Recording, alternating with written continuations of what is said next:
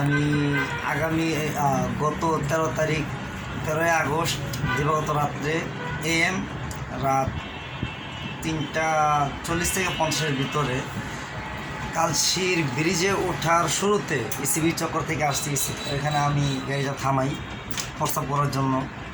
ওবার একটা কল আসছিল, গাড়িটা থামাইছি, ওবার কথা বলতেছি। তারপরে গাড়ি চাপায়া নামে আমি প্রস্তাব করতে করতে দাঁড়াতে দেখলাম আমার গলায় দাও ঠেকায়া ডাকাতরা এসে আমার কাছে mobile, money bag, driving licence ছিল, এনআইডি কার্ড ছিল, টাকা পয়সা ছিল, সব কিছু চিন্তা করে নিয়ে চলে গেছে।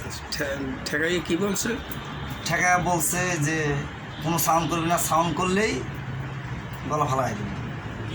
তো গলার উপরে আমার দাও, এই জায়গায় তো লড়ার কোনো চান্স নাই।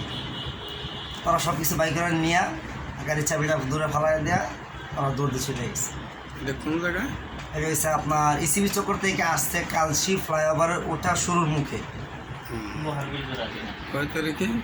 এটা হচ্ছে আপনার 13 আগস্ট দিবাগত রাত AM রাত 3:40 থেকে 3:50-এর ভিতরে কাজ হয়ে গেছে। আপনি কী করেন? আমি গাড়ি চালাই, প্রাইভেট উবারে গাড়ি চালাইছি। দেশের বাড়ি কোথায়? দেশের বাড়ি কিশোরগঞ্জ। এখন থাকেন কে? এখন বর্তমানে মিরপুর ইব্রাহিমপুর 80 লাখ। মিরপুর ইব্রাহিমপুর 80 লাখ। আচ্ছা, ওরা কয়জন ছিল? আরও 2 জন। বয়স কত? বয়স কত? 28-30। চিনতে পারছেন? একজনের মুখ বান্ধা, একজন মুখ বান্ধা ছিল না। চিনতে পারছেন? যেহেতু এক নজর দেখছি, একবার দেখলে অবশ্যই আইডিয়া করতে পারবো।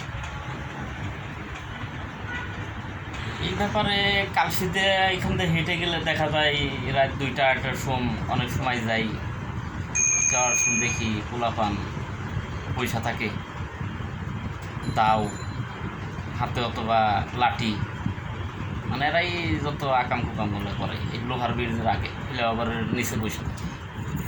মাঝে মধ্যেই দেখা যায়। এদের বাসা কোথায় হইতে পারে? অনুমানিক বাসা অথবা কালশির আশেপাশে এরকম হবে।